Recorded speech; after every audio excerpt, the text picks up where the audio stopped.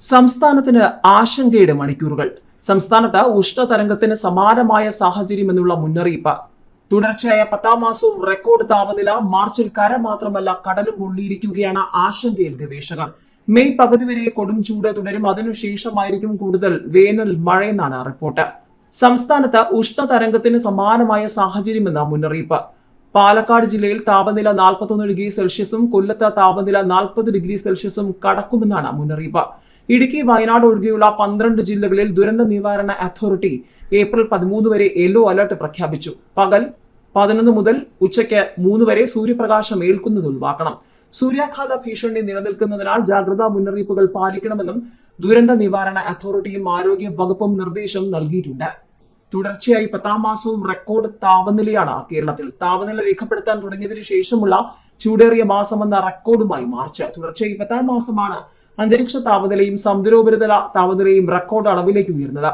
2023 ജൂണിലാണ് താപനിലയിൽ വർധനവ് രേഖപ്പെടുത്താൻ തുടങ്ങിയത്. വ്യാവസായിക വിപ്ലവത്തിന് മുൻപുള്ളതുമായി താരതമ്യം ചെയ്യുമ്പോൾ ശരാശരി 1.68 ഡിഗ്രി സെൽഷ്യസ് വർധനമാണ് മാർച്ചിൽ ഉണ്ടായതെന്ന് യൂറോപ്യൻ യൂണിയൻ കാലാവസ്ഥാ ഏജൻസിയായ കോപ്പർനിക്കസ് ക്ലൈമറ്റ് ചേഞ്ച് സർവീസ് പറയുന്നു. ഫോസിൽ ഇന്ധനങ്ങളുടെ ഉപയോഗം, അന്തരീക്ഷത്തിലെ ഹരിതഗൃഹവാതകങ്ങളുടെ സാന്നിധ്യം കൂടുന്നു. വനനശീകരണം അടക്കമുള്ളവയെ തടയുകയും ഫോസിൽ ഇന്ധനങ്ങളുടെ ഉപയോഗം കുറയ്ക്കുന്നതിനുമൊപ്പം കാർബൺ ഡയോക്സൈഡ്, മീഥേൻ ബഹിർഗമനവും കുറയ്ക്കണം. പസഫിക് സമുദ്രത്തിലെ താപനില കൂട്ടുന്ന എൽനിനോ പ്രതിഭാസം താപനില ഉയരുന്നതിനുള്ള പ്രധാന കാരണമായി. എൽനിനോ ദുർബലമാകുന്ന സാഹചര്യത്തിൽ മാത്രമേ ശരാശരി ആഗോള താപനിലയിലും മാറ്റങ്ങൾ ഉണ്ടാകൂ. ആഗോള താപനിലയിലെ ശരാശരി വർധന 1.5 ഡിഗ്രിയായി പരിമിതപ്പെടുത്തണമെന്ന 2015 പാരീസ് ഉടമ്പടിയുടെ പ്രധാന ലക്ഷ്യത്തിന് റെക്കോർഡ് താപനില വെല്ലുവിളിയാവുകയാണ്.